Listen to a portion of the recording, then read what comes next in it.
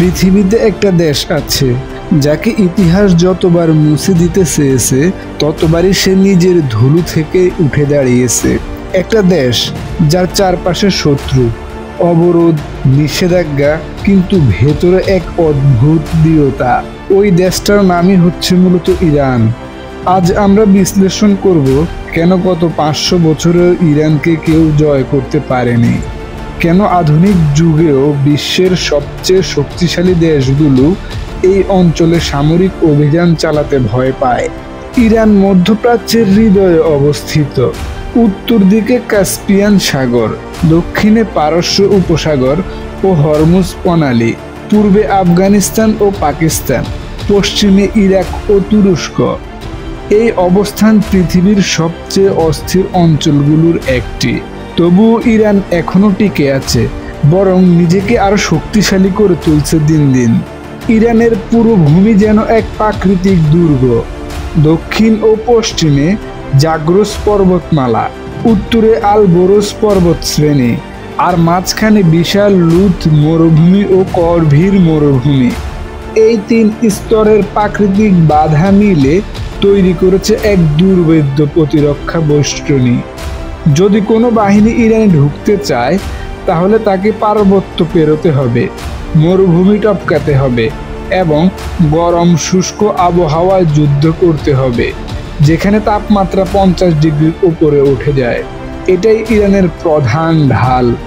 ইরানের পশ্চিম দিক দিয়ে যে জারগস পর্বতমালা বিস্তৃত, তা আসলে ইরানকে কৌশলগত লাইফ সাপোর্ট দেয়। যে এগুলোর মধ্যে ছোট ছোট উপত্যকা তৈরি হয়েছে, সেখানে প্রতিটি শহর যেন নিজেই এক দুর্গ।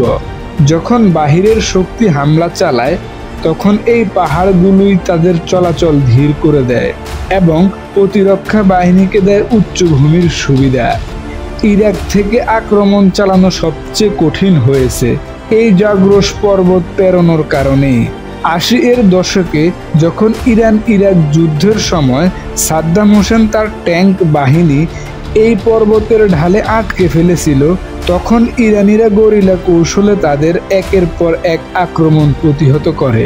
উত্তরে থাকা আল বোরস পর্বতমালা উপকূলকে সুরক্ষা দেয়। এই পর্বতমালার মধ্যে আছে বিশ্বের অন্যতম উচ্চতম আগ্নেয়গিরি, যা একসময় পারস্য সভ্যতার শক্তির প্রতীক হিসেবে দেখা হতো। এইসব পর্বত শুধু প্রাকৃতিক বাধা নয়, ইতিহাসের প্রতিটি যুদ্ধে ইরানের আত্মরক্ষার ঢাল হয়ে উঠেছিল। এমন জায়গায় সৈন্যবাহিনী নিয়ে অগ্রসর হওয়া মানে আত্মহত্যা। এখানে পানি নেই, ছায়া নেই, আর দিনের বেলায় চলাচল প্রায় অসম্ভব। ফলে যে কোনো বাহিনী যদি ইরানের অভ্যন্তরে ঢোকার চেষ্টা করে, তাদের সরবরাহ লাইন টিকিয়ে রাখা অসম্ভব হয়ে পড়ে। ইরানিরা এই কঠিন ভূমিকে তাদের কৌশলের অংশ বানিয়েছে। তারা জানে মরুভূমি শুধু প্রাকৃতিক বাধা নয়, বরং যুদ্ধের সময় এক ধরনের ফাঁদ। শত্রু যত গভীরেই যাবে ততই সে দুর্বল হয়ে পড়বে। ইতিহাস সাক্ষী, কেউ চাইলেও সহজে ইরানকে পরাজিত করতে পারেনি।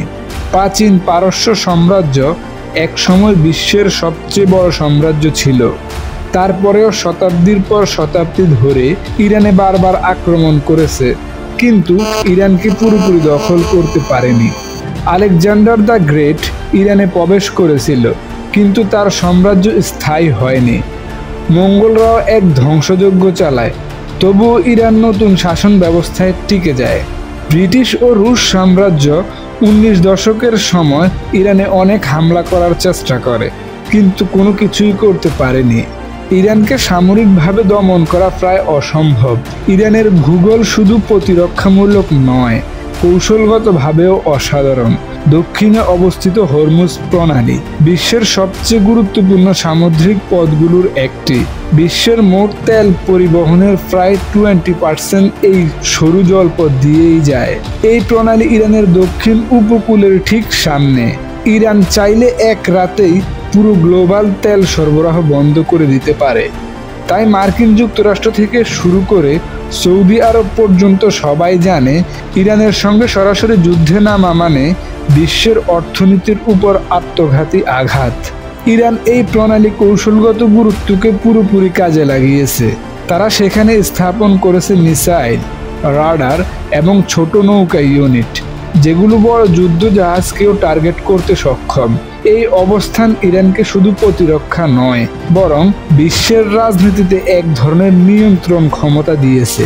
ইরান একটি বহুজাতিক গোষ্ঠীর দেশ, কিন্তু আশ্চর্যভাবে সংকটের সময় তারা সবাই একত্রিত হয়ে যায়।